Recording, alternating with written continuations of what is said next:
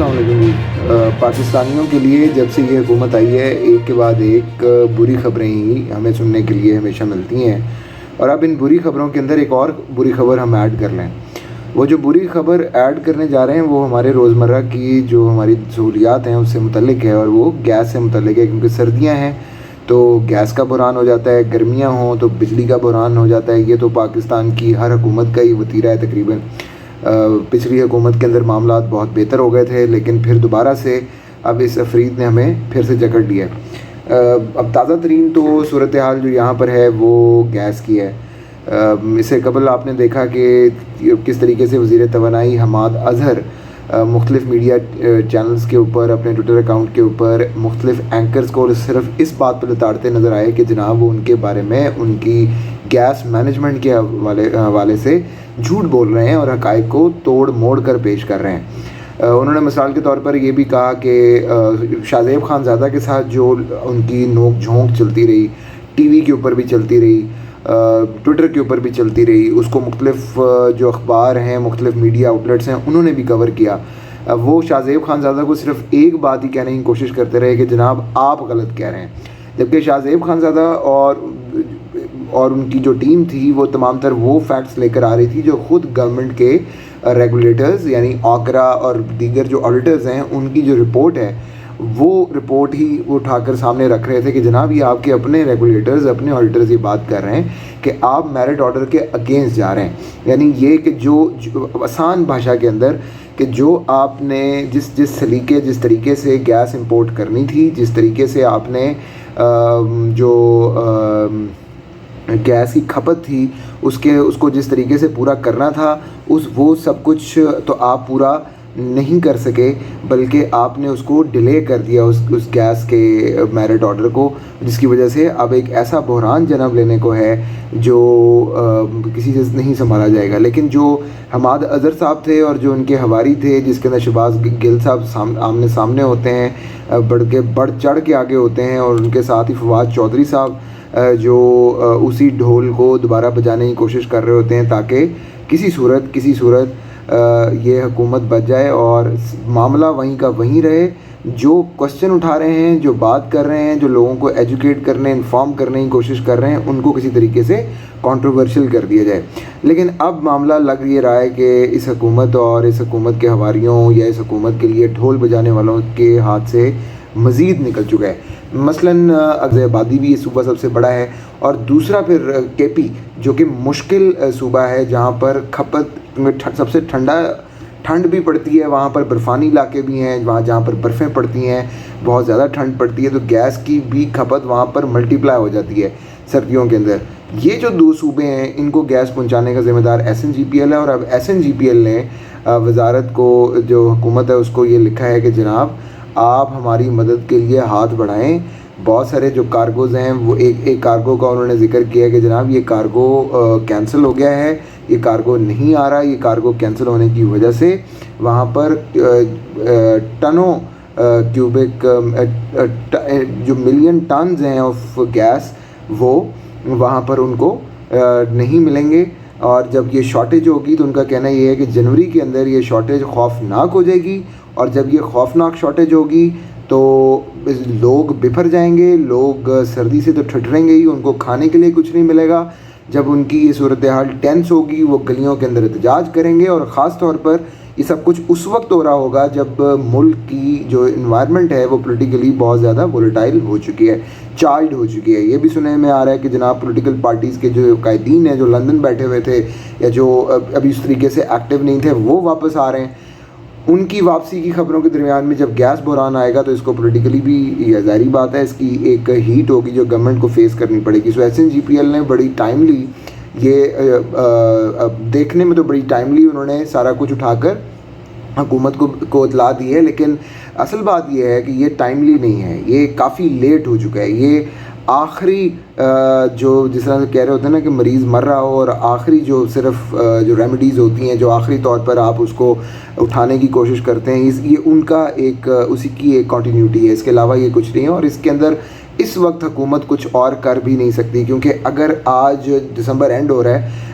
اگر آج حکومت کوئی کانٹریکٹ کرے گی اس کو پاکستان تک اس کی جو ترسیل ہے اس کو ٹرمینلز تک لگنے میں اور ٹرمینلز کے بعد لگنے کے بعد گیس پائپ لائن جو ہمارا پورا نیٹ ورک ہے اس کے اندر گیس شامل ہونے کے اندر ایٹ لیسٹ 15 سے 20 دن لگیں گے، اور 15 سے 20 دن تک جو آگے گیس یوز ہو چکی ہوگی اس کو کور کرنے کے لیے ہمارے پاس کوئی میکانزم موجود نہیں ہوگا، اور یہ جو ببل ہے یہ بنے گا ہی بنے گا۔ صرف یہ ہو سکتا ہے کہ آج اگر 24 گھنٹے کے اندر یہ سب کچھ کلیئر ہو جائے، ایک نیا ٹرمینل آ جائے، ٹرمینل کا سودا ہی ہو جائے، وہ اگر پہنچ جائے تو فروری کے اندر جا کر آپ کے حالات وہ سنبھل سکیں گے، جس کی طرف گیس SNGPL نے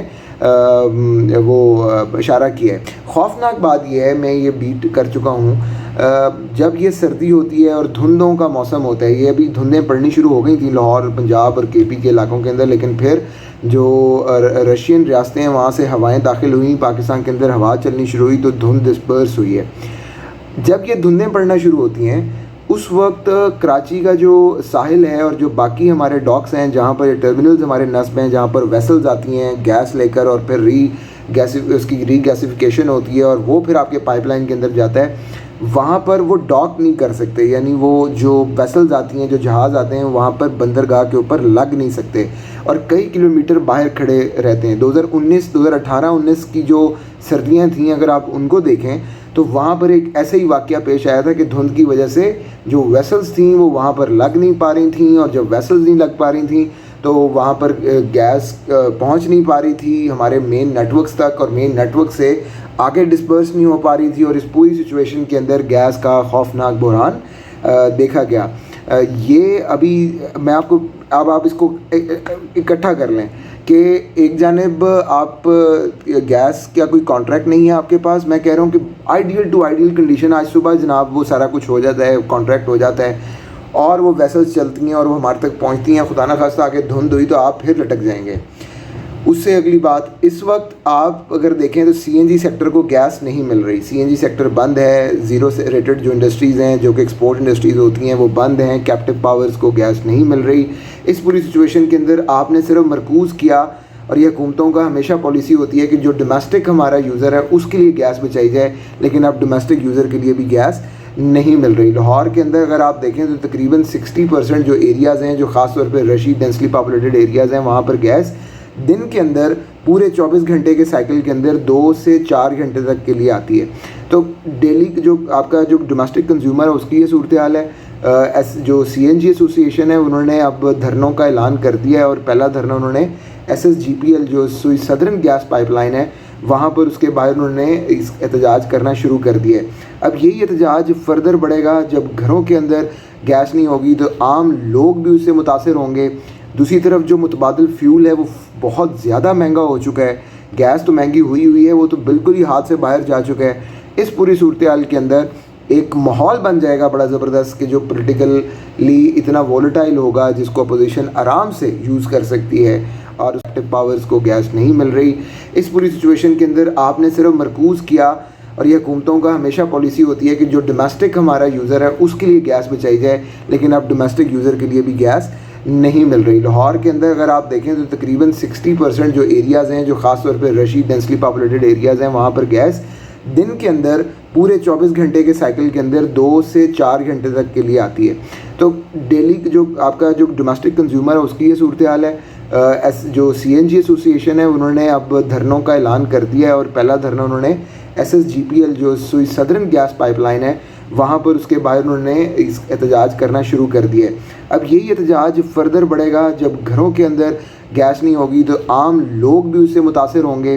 دوسری طرف جو متبادل فیول ہے وہ بہت زیادہ مہنگا ہو چکا ہے، گیس تو مہنگی ہوئی ہے، وہ تو بالکل ہی ہاتھ سے باہر جا چکا ہے۔ اس پوری صورتحال کے اندر ایک ماحول بن جائے گا بڑا زبردست کہ جو پولیٹیکلی اتنا وولٹائل ہوگا، جس کو اپوزیشن آرام سے یوز کر سکتی ہے، اور اس کو کرنا بھی چاہیے، اس لیے کیونکہ جو اس وقت لوگوں کے حالات ہیں وہ نا گفتہ بہ ہیں اور ان کی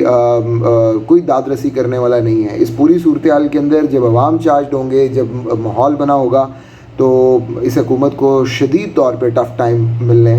جا رہا ہے۔ البتہ پاکستان ایک ایسے خوفناک گیس بحران کے اندر ہم دھنسنے جا رہے ہیں کہ اس کا کوئی سیاسی اپائے نکلے یا نہ نکلے، کوئی دھرنے ہوں یا نہ ہوں، احتجاج ہو یا نہ ہو، لیکن ایک عام شہری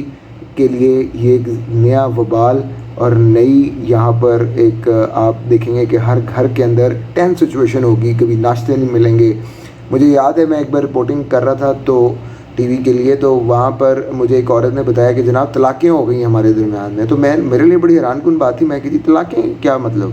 انہوں نے کہا جی جدوں اسی ناشتے نہیں دیواں گے اپنے بندیاں نوں، اپنے بالاں نوں، روز لڑائیاں ہونگیاں، تو لڑائیاں ہونگیاں تو طلاقاں تے ہی جانگیاں۔ تو اس نے بتایا کہ جی میری ننان یعنی نند کی اس کی طلاق ہو گئی ہے صرف اس مسئلے پہ کہ جناب روٹی ٹائم پر نہیں ہوتی، اور وہ باقی معاملات بیچ میں مل گئے اور وہ طلاق ہو گئی ہے۔ پھر طلاق سے سوسائڈ شروع ہوتی ہیں، اور یہ پورا ایک معاشرہ ٹینس زدہ معاشرہ ہم بننے جا رہے ہیں۔ اور hats of two Hammad Azhar and his team, جو ہمیں صرف ہنس کر مسخروں کی طرح جھوٹ بولتے ہیں اور ہر وقت یہ دکھانے کی کوشش کرتے ہیں کہ جناب اصل میں شاہ زیب خان زیادہ ہے جو غلط کہہ رہے ہیں، لیکن ہم ہیں جو بالکل سچ کہہ رہے ہیں۔ اور گیس آپ کو مل رہی ہے بھائی، حماد اظہر صاحب اگر سنیں تو گیس نہیں مل رہی، اور آپ کی نااہلی اس بحران کو مزید سنگین سے سنگین تر کر رہی ہے۔ شکریہ۔